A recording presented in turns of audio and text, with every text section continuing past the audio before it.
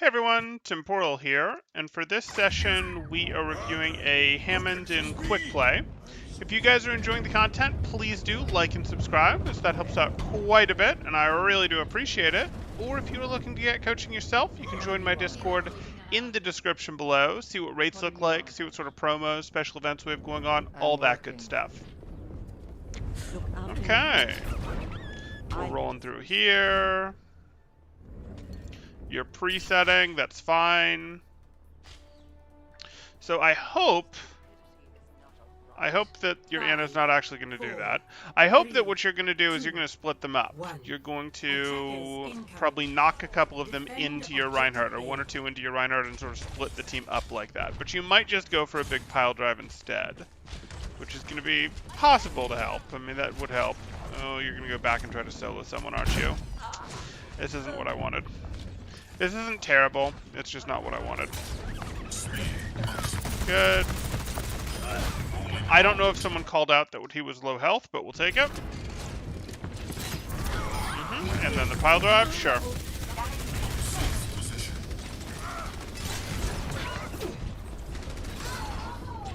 Where are you going? Setting up left again? You have time. You can set up left. They won't be able to flush you out. James says, I tried to play Hammond in Quick Play and my team said I shouldn't learn him in Quick Play. I should switch to Ryan and then play Hammond in arcade or custom games. That sounds about right. No one wants a Hammond on their team. It's ironic, but in the low-level games, that is unfortunately reality. You just tune them out. Just leave voice chat, leave match chat, whatever you got to do there. How about us taking Adderall to win more games? I'm not going to answer that. I mean, I wouldn't recommend it. I wouldn't recommend it. They were mad. Yeah, they were mad.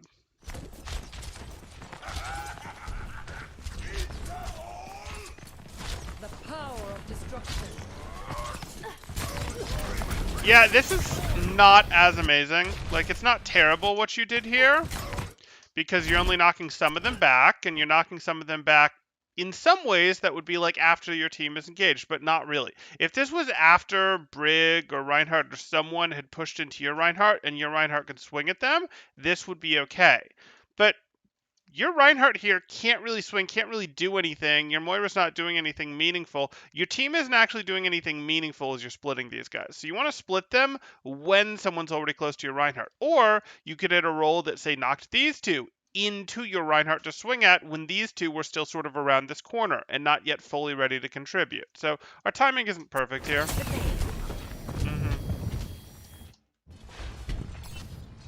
Fortunately, it was very low cost. Okay. It's a little better. You can't leave. You cannot leave with this adaptive shield. We could have hit that pile drive earlier, but we roll out over to here, or over to here, so that we're fighting at a different angle than our team, especially if we popped this adaptive shield and got multiple people off of it, because now we have barrier health, shield health to spend. And if we're going to spend that barrier health, we're not going to do it from behind our Reinhardt shield. That's worthless. Might as well not have it. Might as well have not popped your E here. So instead, since you popped your E, you go over here and you shoot them from this direction and they go, do we shoot at you? Do we shoot at you? Do we shoot at you? Do we shoot at you? We're confused. And their head goes back and forth a bajillion times until it explodes, but not really. Really what happens is they go, shoot. Our cover that works against them doesn't work against them. Our cover that works against you doesn't work against them. And they don't like that. And they don't like that. So that's good. So while you have this adaptive shield, you kind of have to contribute with your weapons, with your weapon play. Shield engaged. You did basically nothing there. You spent 11 ammo, and then you went here. Did you get any value out of your adaptive shield yet? Oh, you're going back in, but you don't have pile drive, and you're not hitting anyone with the tether. Still no value out of your adaptive shield. Literally zero value out. Okay, not actually zero. You absorbed a tiny bit of damage on it when you were getting out after the pile drive, but really it wasn't damage that your team couldn't have healed since you went back to them here, not that you should have. You did not get any meaningful value out of that adaptive shield.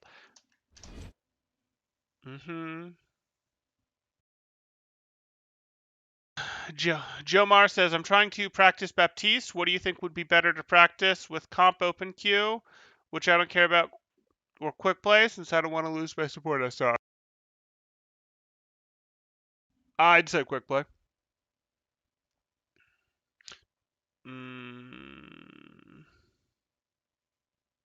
You have a headache or something?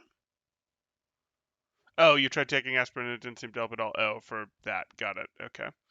It's okay. You haven't missed very much, Carolina. Yeah, I wouldn't, James. I'd do quick play instead. Any other legal substances that give advantage in Overwatch? Sure.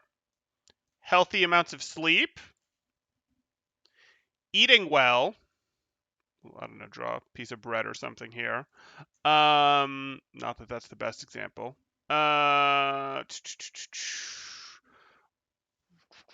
Practice.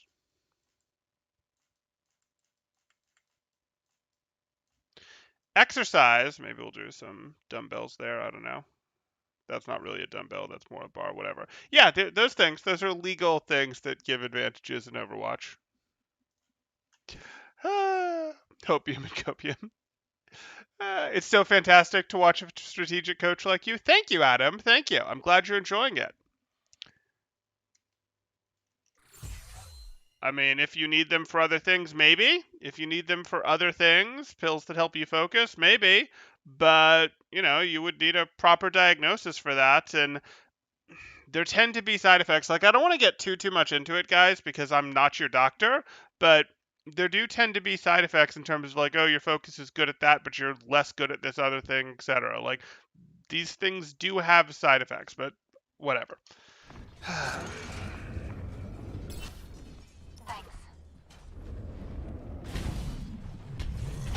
Speaking of which, we have some contenders going on. Maybe we'll review that after it's over. We can do some more strategic stuff. I recommend taking placebos. They have a proven success rate in lots of trials for various issues. That's true. No one can hide from the hunters. Okay. So you hit that. I don't love this personally. You're engaged here. You're engaging really before they're in, and you're knocking them all out. Again, if Brig is already in and your team can already fight Brig, knock the rest of her team out a little bit. Delay them. You don't need this extra damage on Brig, especially if the damage might knock her that way and help her get out. Wouldn't it be great to create some separation so that your Rhine can brawl on her while her Zarya, while her Hammond, while her Anna are distracted and can't back her up? Wouldn't that be great? Now, fortunately, Genji got her. You used your adaptive shield, so you have 100 extra adaptive health right here. How are we going to spend this? Are we going to spend this going and taking a setup behind the enemy team, since their ball's eliminated and they can't chase us, that allows our new engage to be from a different direction than our team? Or are we going to not spend it at all and basically have not bothered to pop adaptive shield and go over here, which is something we could have done without it? Oh, we're going to do this. Well, at least you're spending it fighting the Zarya a little. That's better than I expected.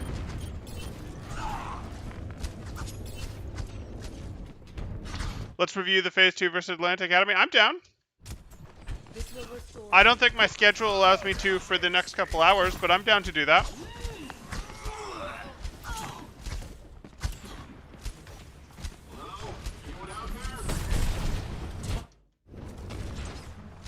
Regen burst activated. I've sighted the enemy.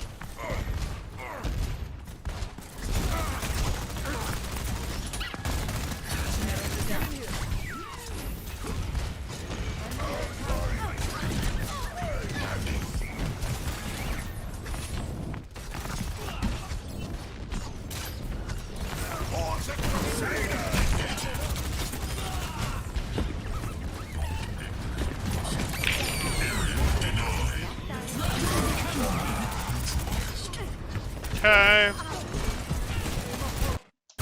So I was letting chat distract me with a thought-provoking question. Let me go back here. You're doing this. You're engaging from the same direction as your team, and we still don't like that. Roll on through here, threaten from over here. Roll on through here, boop to knock back the Anna so that she's not helping her team. To actually boop and then slam on the Anna and take her out. Like, you have lots of good options. Engaging from the same direction as your team is not one of them.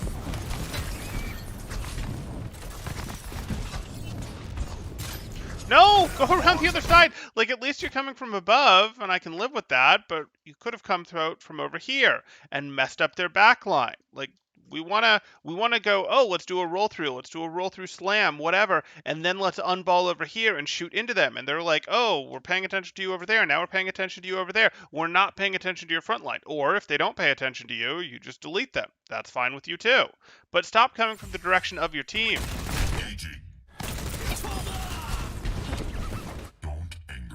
Are you going to drop from above after they push in? Let them push in a little? Nope. This is too shallow. This is too shallow for the minefield that you're going to use. Yeah. Like, this is like a we're keeping you out sort of thing. I don't want to keep them out sort of thing. I might want to keep them out in terms of keeping them off my Reinhardt, but I don't want to keep them out from pushing in this way.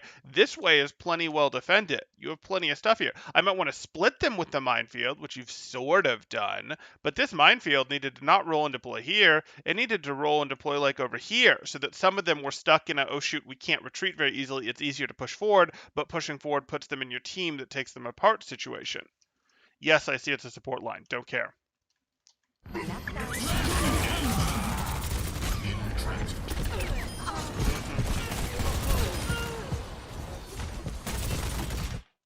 Temporal, thanks for that review and all of the juicy super chats I'll send. I was thinking about that. I was actually looking at James Daly's question of what genre of esports do you think is the best chance of being the first big crossover game with mass market appeal as well. I thought those were both interesting things to think about. Like, yeah, we could absolutely do the Phase 2 versus Atlanta Academy. It would be interesting to think what that would look like years later, because we already have thoughts about, like, hey, that became the meta. It was a playoff meta. It was on a short meta, but there's more to think about in terms of that. Would that have been the meta if people had more time to explore it? The answer is probably no. Would the greater understanding of angle play compared to objective play that people now have caused that meta to be different at the time? We could really look at what the patch notes were going in, think about that as a timing, and be like, hey, what does that look like? What should it have been? What countered them to meta strats that were being run, etc.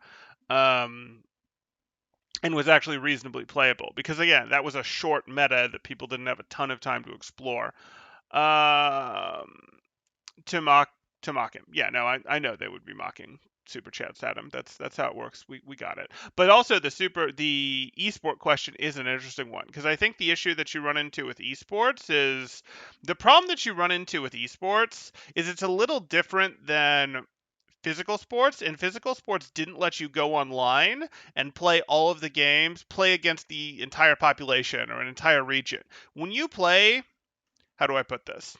When you play basketball or soccer or baseball, some of the people who are good at baseball or soccer or basketball or football or whatever, the people who are good at their sport are good in a much smaller universe than what video game players get to. Video game players that are like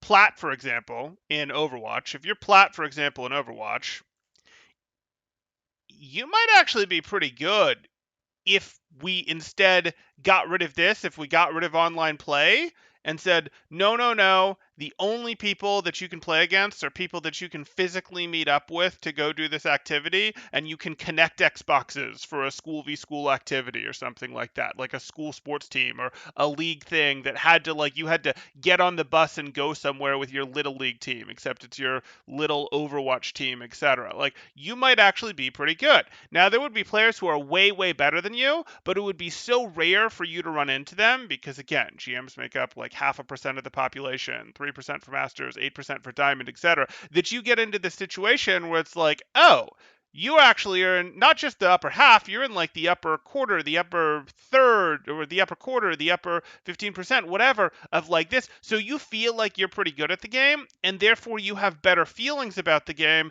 and therefore you actually greater enjoy watching professional Overwatch. If you, when you played it, didn't have access to this online thing that was able to get you to a 50% win rate by finding your true SR.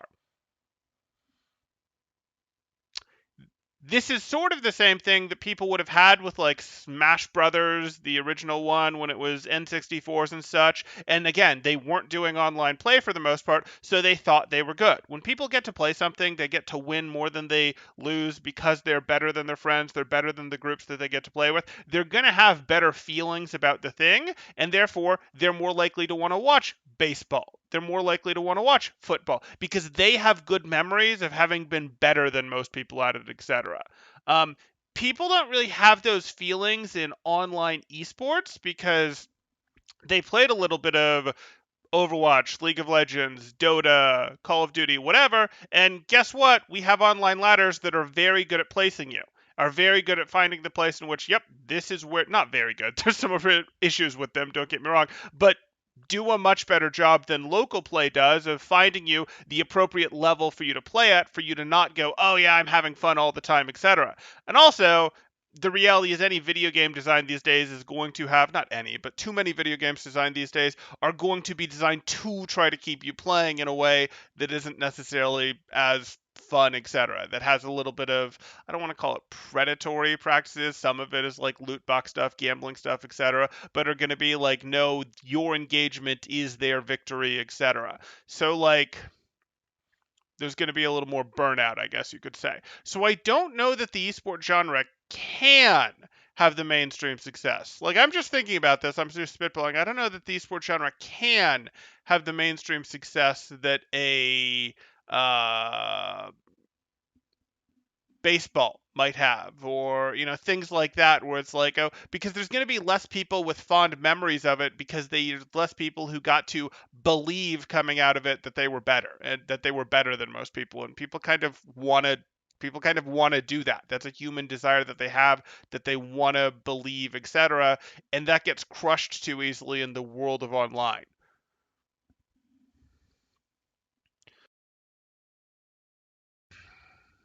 I do think fighting games can easily be understood even by an 80-year-old who never games, and that works in their favor, but they have dropped off. Right. Fighting games are barely in the top 10 anymore. A couple of them will hang out there sometimes from like an esport situation, but yeah, they don't really live there mostly. They're easy to understand. It's easy to understand how points score, but you don't get the attachment that I'm talking about of like, oh, people have some of it's a nostalgia value, and again, that's the other issue with esports. Video game titles don't last as long. It's easy to develop the next one. It's easy to develop the next one. So by the time you get to a place where you have to have a situation where, again, physical sports work because you hit this situation where 30-year-olds who have money, 40-year-olds who have money don't have the time, the ability, the leagues to go play physical sports. So they're going to watch them instead, and they remember being good at them because they played in a small bubble in which they were good.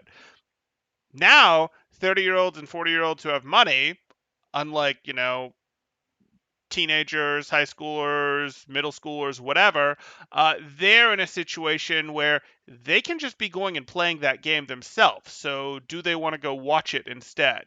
Like, it's a tough equation, and sometimes they do, absolutely. There's sometimes that they absolutely want to watch it because it's less stressful, it's less tiring. But the people who understand the it's less stressful, less tiring thing sort of understand that playing the competitive game is stressful, tiring in the first place, improving is stressful, tiring in the first place. And I'm not sure that that's the main appeal to the average MLB watcher, for example. So I don't know. That's like an interesting question, and part of me goes, can anything catch on the way some of those did? In some ways, no, because the market's just likely going to be more split, but maybe because monopolization tends to be a natural thing if it's not actively stopped. Um, that's interesting. I would have, and again, I'm not saying it can't happen because obviously the generation that is coming into power, both financially and um, as a percentage of the population, is not all that interested in traditional sports and is much more likely to be interested in video games. But the highly competitive ones, for most of them, I don't know. I don't know.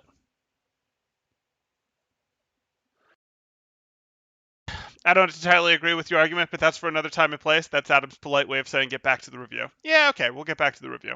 I'm not sure I completely agree with my argument either, to be honest. I'm, like I said, exploring something sort of on the air here as I was thinking about it, because it was thought-provoking.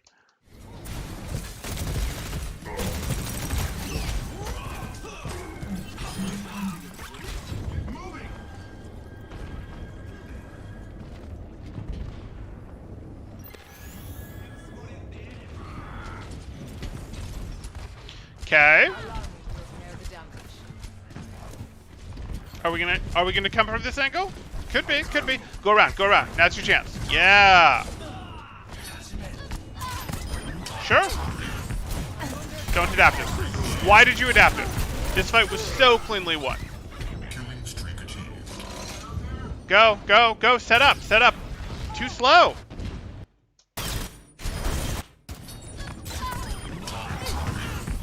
You've won. Finish Zarya. Finish Zarya through the bubble. We don't care. Go set yourself up back over here. They dropped their Hammond. They don't have a Tracer. They don't have a Sombra. Go set yourself up over here so that you can engage from a different direction than your team. A sharper, different direction. A sharper, different angle than your team.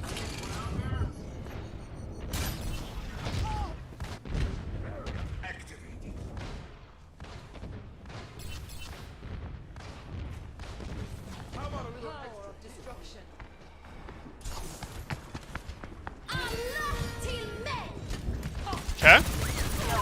So this, you just sort of want to slow down. You look at this engagement, and what you're doing here is like, I'm going to hit you guys hard. Oh, no, you're not even doing that. You're shooting. Okay, this works. Wow. Wow. Talk about lucky. Did Incubus here just not bash? What? What? What? Bash? Hello? Hello? Okay. Not who we're reviewing, but it changes your engage entirely, because you didn't really want to fight the team that was rallying, but now that rally's off the board, you're a lot more willing to do a hard engage. And because you didn't want to fight the team hard that was rallying, you wanted to play some delaying tactics against the team. You wanted to mess up their rotation without actually committing to a fight. You wanted to really save your adaptive shield, if you could, until you were ready to actually fight them. 60 seconds. Briggs only level 10 though? Okay.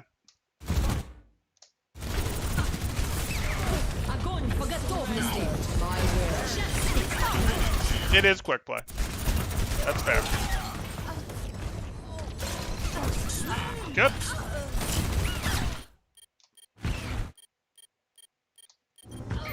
Good. I probably would have bailed a little earlier for that one, just to make sure for the health pack, but okay. Good. You're willing to go for the roll finish rather than just being hard stuck on the finishing with your weapon. That's good.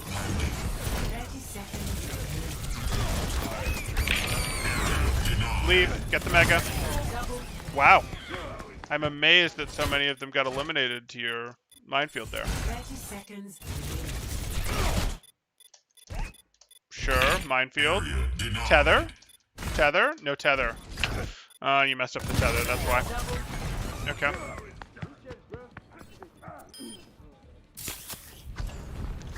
Brig was only GM on Xbox.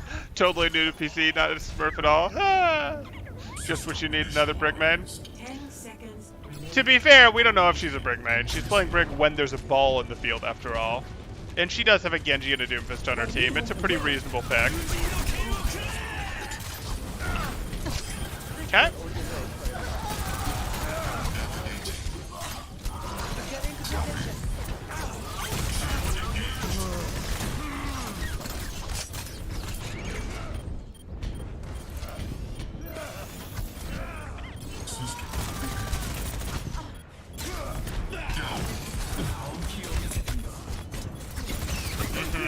Stalling, fine.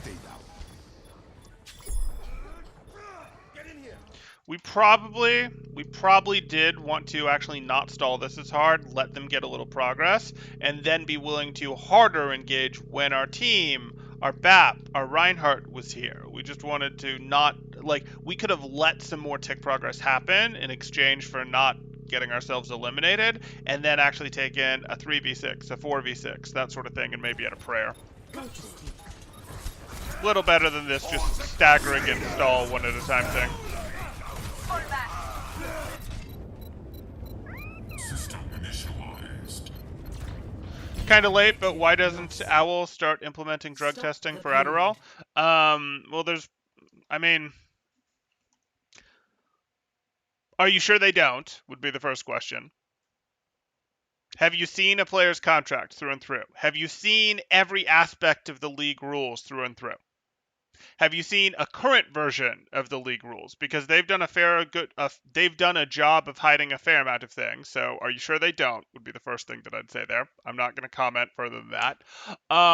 The second thing that I would go into there is it's royal pain, especially when you're doing remote stuff. When they're doing all the remote play that they've been doing, it becomes well, how do you want to test them? How long is it going to last in terms of the testing? How long ago does something have to have been in the system to have picked it up? What are they going to do with the Korean players? Because the problem is, if you are testing for it, are you accidentally going to find the other things? Are there records of the other things? And are some of those other things that are legal in states or in jurisdictions that it's being done in the US not legal in Korea, or much, much more massively frowned upon in Korea? And now you have that to deal with of, whoops, you accidentally did damage there.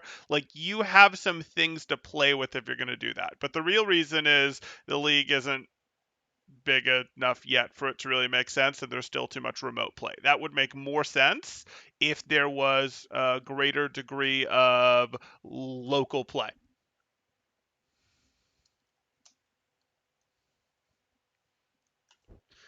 Adam Nicholas, 190 for super chat for 199, says, "Wow, strategic coaching is great, better than head coach." I think so.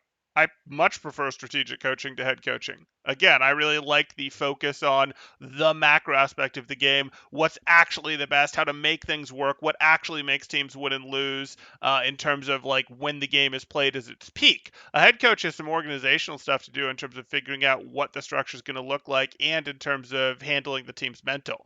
And like, what's more fun?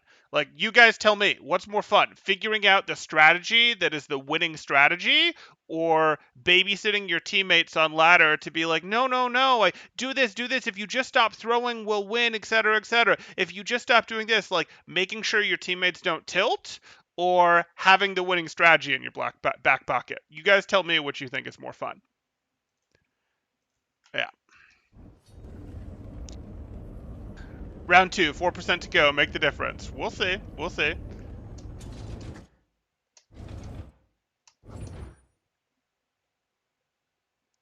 You didn't mean head coach. Well, that's a different question entirely.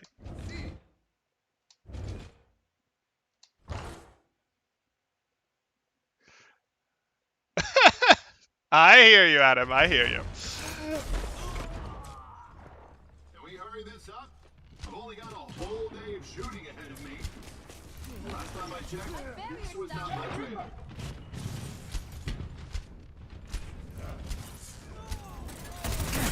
Weapons linked.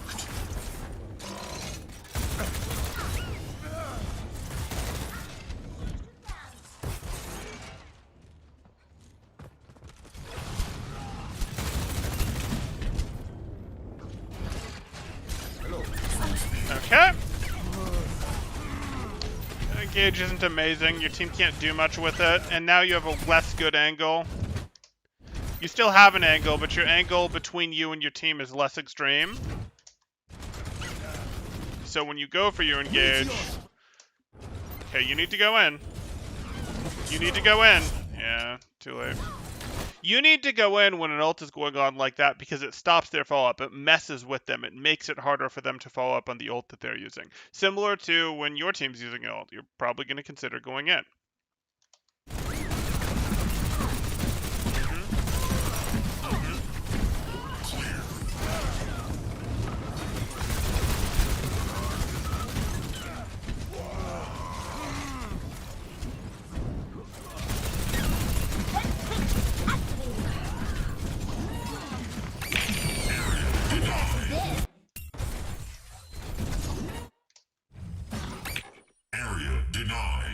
How many eliminations do you expect to get from this?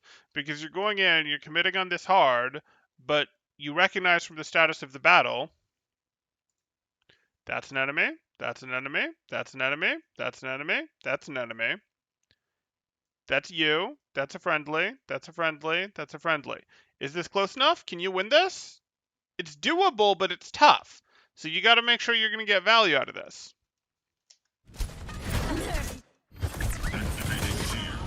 Okay, you're in the game. Yeah, and now the cart, and therefore the battlefield, in this case, is past your minefield. So we didn't really get enough out of this. We needed to minefield a little more in front of them to even keep this a little more isolated, split them up a bit more. But, okay.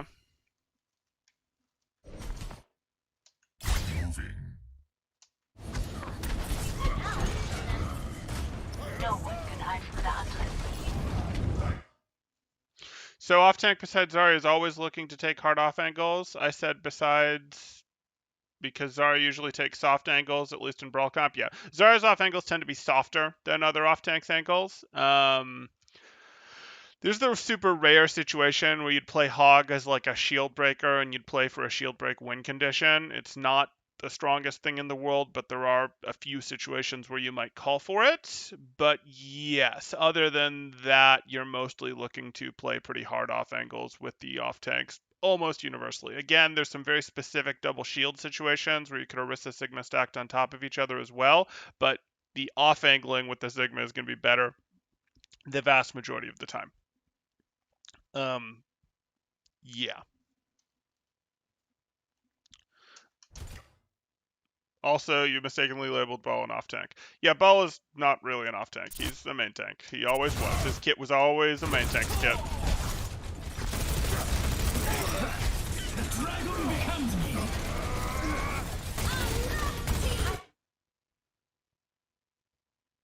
Ballhog, Diva, Ryan usually are the throw tech cup.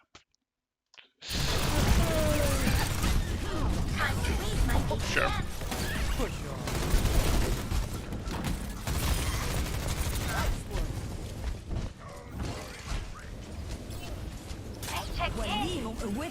Who's ready to take some punishment? Okay.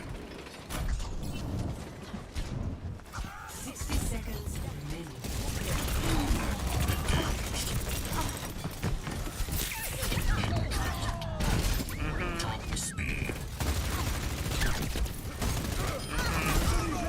Roll around.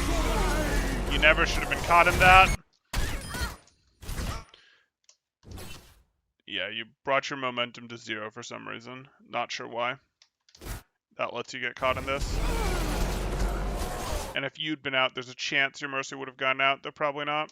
The payload has reached the checkpoint.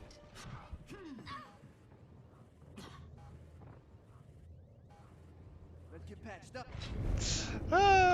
Hamster revived. Spin down. Scanning for targets. Clear. Engaged.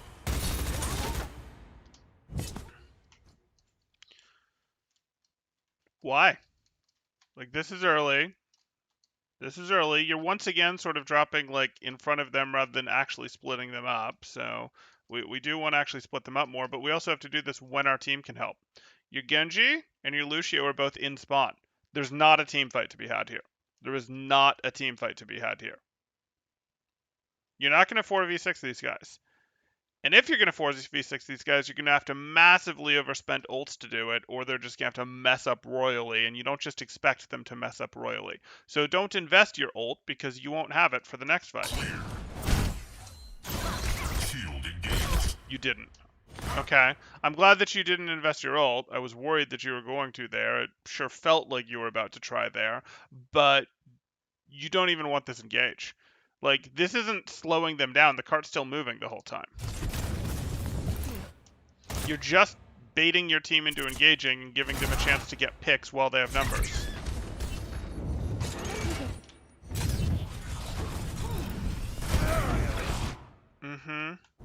And now you're actually ready to take a 6v6, which is good, but instead of having a nice strong angle to engage on them from, engage from here, be like, yeah, we're engaging, we can slam, we can hit our adaptive shield, we can minefield. Instead of doing that while your team can fight, you're stuck back here with your team because you went in early.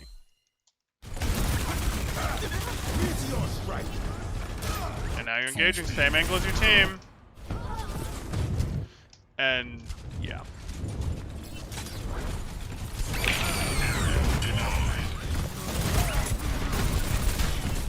You do drift a little when you pile drive. I don't know if you're aware of this. Maybe you even wanted to do this. But when you pile drive, it does send you a little bit in the direction that you were facing when you started the pile drive. So yeah, you will actually slide onto this. Maybe that was your intention. Maybe you wanted to be up here. I suspect you wanted to knock them up since you have full health and give your mines a little more time to deploy so they could start hurting them.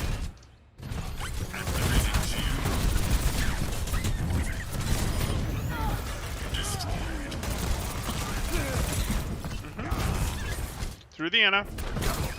Anna's more important.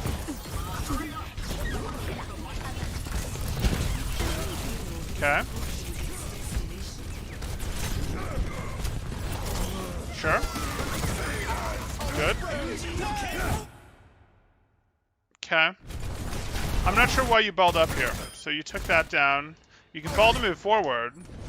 And now you're just going to unball and do more damage again. You have half a clip, and your tether is still more than a second out, 2 seconds out. So just untether and start doing damage again. Or unball and start doing damage again. That was like the worst of both worlds. Now you've unballed when your tether is available again.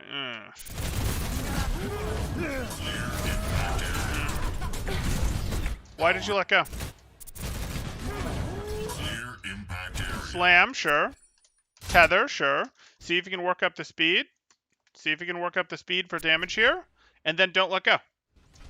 You're going to go, hit Diva. Might hit Diva on the way back, but more importantly, I'm going to come on right on back and hit these guys on the back. These guys that you knocked up with pile drive, you're going to keep that tether and roll right on back through them and hit for another what? Let's see. From here, you just got the 50 on Diva. It's going to be hard to get the 50 on Diva again, though you might, but you'll get it here, and potentially here. Another 150 damage by not letting go of this tether. Works for me.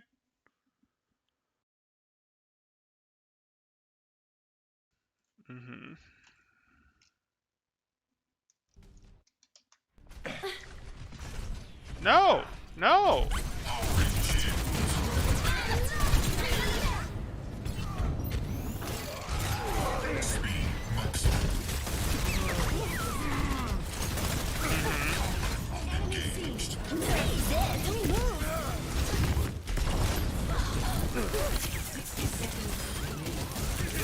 Double.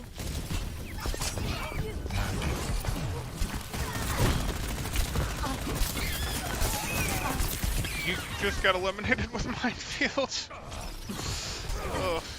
Ugh.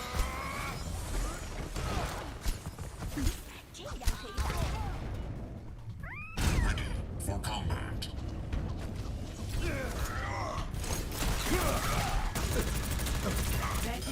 Okay. You win. Go up the right side. No, not mid.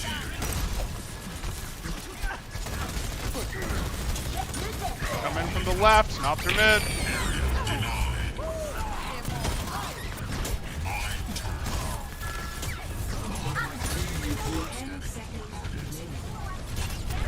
Sure. Sure.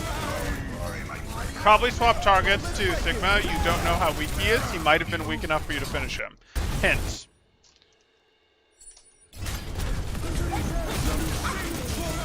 Oh, we can swap to Sigma now? How weak is he? Oh, you know, he's at like 120 health or whatever. He's potentially takedownable. If you shoot at him and someone else shoots at him, he might get eliminated before he slams people. His flux might get canceled. Oh, he's down, missing more health now, down to about 100 health. Now you couldn't have done that by yourself, but you should have tried.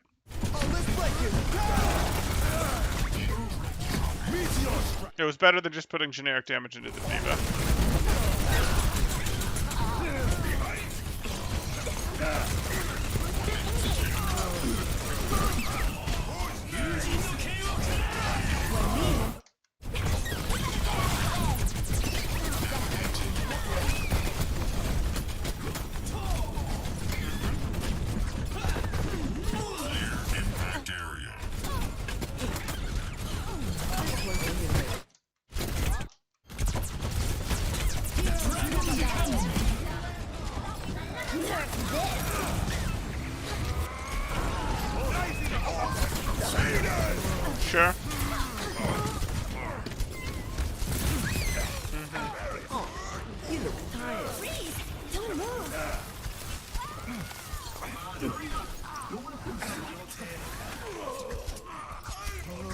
Potentially take down if it listen to words. Stop talking to us little kids. This is so frustrating. I'm going to vomit.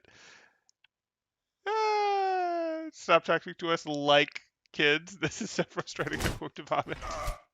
Oh.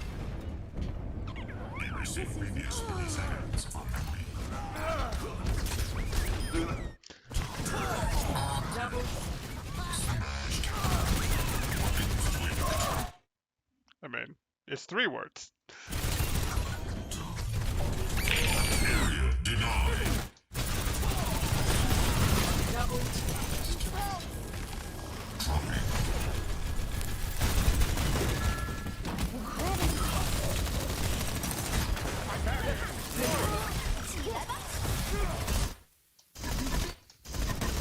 Well, I can say that word. Like, I can mix that word in sometimes, but you're effectively playing against YouTube's algorithm. Like, that's not some hard ban, it's instantly going to get demonetized, but it's I would rather the algorithm work for me than against me thing.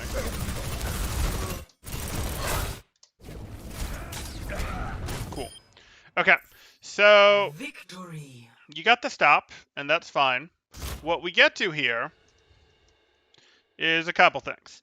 You're playing your Hammond, and that's fine. What we're going to want to talk about to make you better is going to be you need to get your timing right.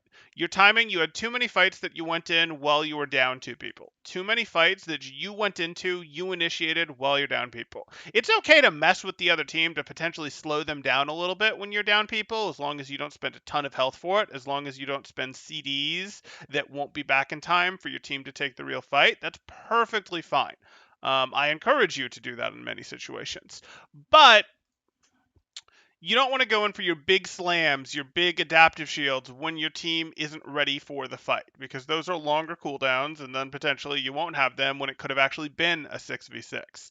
So that's something that we need to be aware of. You are a main tank. I know you had a Reinhardt here, but you are a main tank, and as any main tank, you have to get a good understanding of when you can initiate and when you can't. And the first level to understanding initiation is understanding how many of my teammates are able to be in this fight if I start it, and how many of them are in this fight if I start it. If I start this fight, is it a 6v6? Cool. A 5v5? Cool. A 6v4? Cool. A 4v6? Not cool. I don't want to start that fight. Now, I might do a little delay disrupt action to not let them in, but again, that's a bit different. That's not the hard commit. That's not using ults. That's not using adaptive shield, that sort of thing. So get your engagement timing right, and the easiest way to do that, the level 1 for that, is anytime before you go in, before you drop from above, before you come out from your alleyway where they couldn't see you, just look through the walls to see where your teammates are and do a quick press of tab and figure out, are people alive? That's the first step. And then where are your teammates? Like, are your teammates actually in places? Because you know the map. You've played a little bit of Overwatch at this point, right? A little bit. If this is your first account, more if it isn't. You've played a little bit of Overwatch. You know what the maps look like, sort of where people can attack from, and then you make your judgment of, can they be in this fight within a second, literally within a second or less if I start the fight right now, if I go in.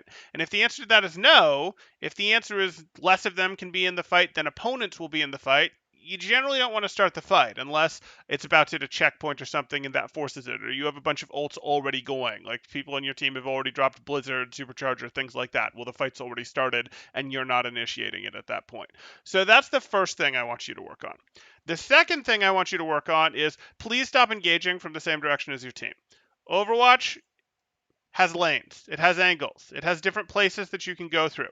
If you engage from a different direction than your team, spam that is meant for you will not hit your team. Spam that is meant for your team will not hit you. That's good. We would like it if when people shoot at you and miss, their shots do nothing. We would like it if when people are shooting at your team and wouldn't have hit them, you don't roll through and take that damage and then be missing 150 health before you're able to start your pile drive, for example. We like it when we can avoid bad situations like that. So engage from different directions of your team. It protects against spam damage better.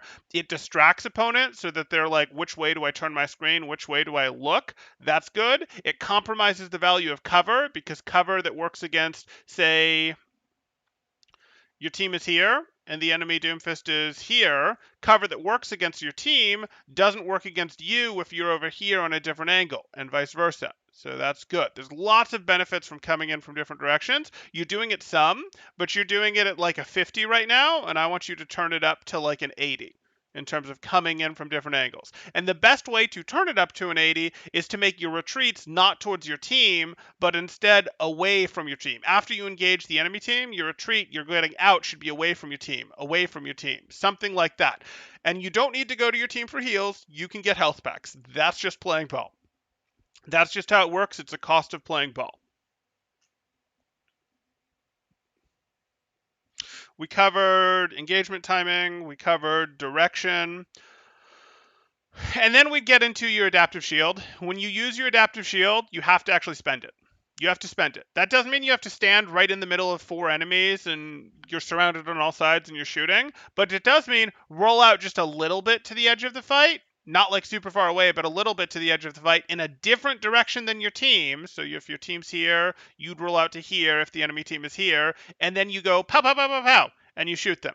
You shoot them in the back, the side, whatever. If they turn and start shooting at you, that's fine. You can spend a little health. And then once your adaptive shield is gone, or once you're out of ammo, or once they actually chase you down, whatever, then you just ball up and roll yourself away again, roll yourself away again, whatever it's going to take there. But if you use your adaptive shield, you actually have to get value out of it. You're not actually getting very much value out of your adaptive shield if you just go, I know, I'm going to swing in, then pile drive, then adaptive shield, then roll away. Well, if you then roll away, your adaptive shield didn't do anything for you because you got your ability power off, your pile drive and your roll through values before you used your adaptive shield. So clearly you didn't need your adaptive shield unless you went down to like 100 HP, and your adaptive shield is why you were then able to roll away alive. And that could be okay, but that's not what's happening most of these times. Most of these times you're just popping the adaptive shield as reflex as part of the play, and you're then not spending it. So that doesn't work. Remember, the adaptive shield doesn't feed the ult charge. So you do want to spend it. Okay, those are the 3 things I'm going to give you. If you or anyone else has questions, go ahead and throw them up in chat now. If you're enjoying the content, please do like and subscribe, as that helps out quite a bit, and I really do appreciate it. Or if you are looking to get coaching yourself, you can join my Discord in the description below, see what rates look like, see what sort of promos, special events we have going on, all of that good stuff.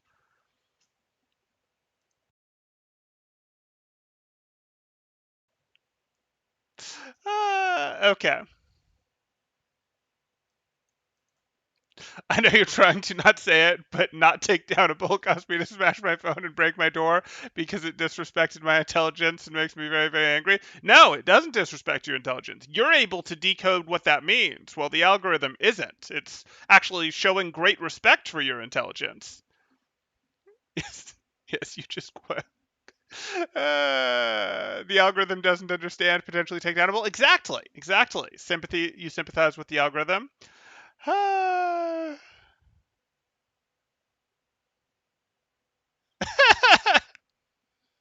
Can Temporal post the meal plan for OWL players so we can copy it and explain why they eat the things they eat? No, because different teams handle it differently. I mean, Dallas Fuel at the very beginning of OWL had the Jack in the Box sponsorship, and they got as part of that, they got cards for their players that were like free meals at any or at participating Jack in the Boxes or whatever, and they ate a lot of Jack in the Box, and it showed. It was not very good. That might have been while they were still Envy, just before they became Dallas Fuel, but that was a thing, and that was not good. And teams have gotten better about that sort of thing. Some teams have gone, oh, like Fusion, for example, had basically the Fusion Mansion, and they brought in cooks from South Korea because it was, hey, it works better if they can eat food that's more comfortable to them. That's actually something that you run into when you have playing in foreign regions, playing in foreign stuff, or anything where there might be enough food and it actually might be healthy enough food, but it's different enough food that it's weird. You're not used to digesting it. Your biome isn't great with it. It's also just not comfortable. It feels different, etc. So it gets a little like, okay, it actually is a competitive advantage to go, hey, no, make sure you do that. If you don't, you can end up in situations where they don't eat enough or they eat junk. Neither of those are great. So It's a little different for each team because each team solved it differently, and also because each team invested to a different level. Fusion's solution this season that I'm thinking about, when they made a pretty big deal out of it, was a good solution. Other places were like, okay, we're putting players on not quite minimum salaries, but just above not minimum salaries, and they're getting housing that has cardboard boxes as furniture. And guess what? They were almost certainly handling food on their own and not getting any team help with that or serious oversight over what it should be, etc. Different teams invested to different levels, so there is no "this is what all the Owl players are eating" thing. That was her name. Fusion used to have Chef Heidi. Her food looked nice. Yep. Would you want Taimu's meal plan? Um, you watched Chengdu do a team cooking competition. Jinmu did a fancy meal but lost to Ameng, who did tomatoes on toast. Okay. Okay.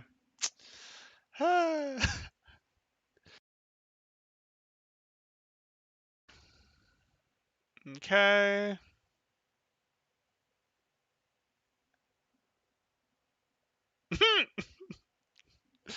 Okay.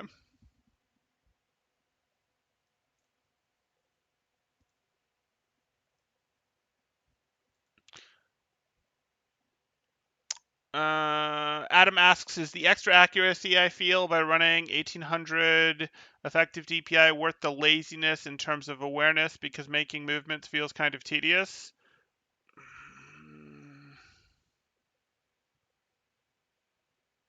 Make the movements anyways. Like, that's a balance to be had. You might need to change the effective DPI a little bit, go back part way until you're willing to not be lazy, but sort of find a compromise there. But like, the real thing is going to be push your limits a little bit. Sort of like what I was saying of like, if you're trying to do a long session of playing and you go, okay, trying to do a long session of playing, the solution to building up endurance to doing long sessions of playing is actually increasing your health, exercise, sleep, taking breaks, etc. But if you are trying to build it up because you're not going to be able to take breaks because you're doing tournament play or something like that, the solution to that isn't to go, okay, well, I'm just going to play 8 hours in a row every day or 6 hours in a row every day, whatever. The solution is, okay, my current endurance is I can focus for 2 hours. Now I'm going to try to focus for 2.5 hours. I'm going to play 1 or 2 games after I'm done, and I'm going to go and I'm going to really refocus myself after those 2 hours to try to play this. And it's going to be even more exhausting to play this extra half hour, to play this extra 1 or 2 games, whatever. And then I'm going to be done. And then I'm going to do that again,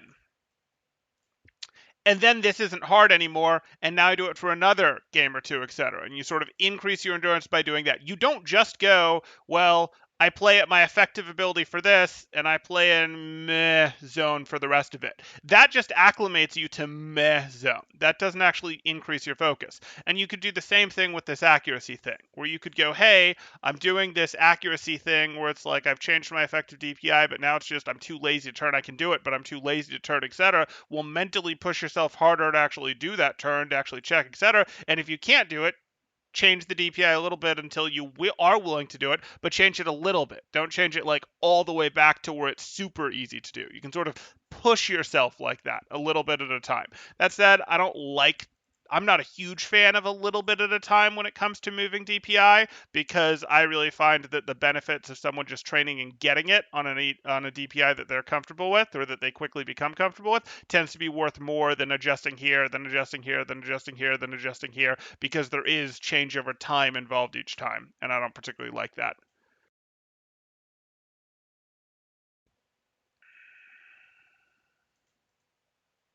Are there certain superfoods or spices that give advantage in Overwatch that we can use in cooking? Korean said to eat more fish skin. Um, Nutritional science is just so bad. It really is. Like, it's a little different for different people is part of the problem. It's a little different for like our ability to actually study what does and does work, because I don't have a great answer for you there of like, this is the perfect food to eat, this is the perfect spice, because it's Nutritional science is really poor, unfortunately. We understand it well enough that we can get people generally on the right track, but in terms of like, no, this is the exact right thing to eat, no, I would want to bring on an expert to address that, and even then, I don't know how wholly I could endorse it because it just gets dicey.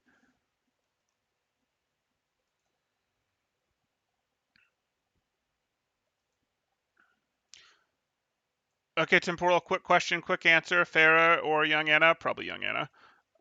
Okay.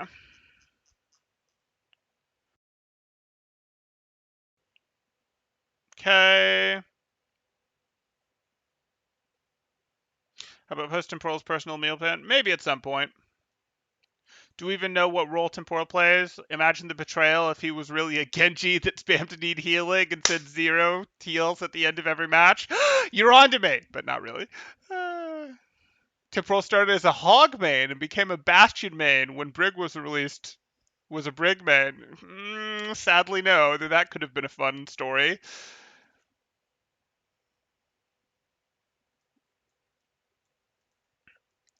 Okay, that's gonna do it. I'm gonna take a break now, but I will at least upload something else later. I may do another stream later. Otherwise, you guys can, reach me in the Discord. I'll be around. But it's been fun. If you guys are enjoying the content, please do like and subscribe. If you're looking to get coaching yourself, you can join the Discord in the description below. All that good stuff, and I'll see you in the next one. Thanks.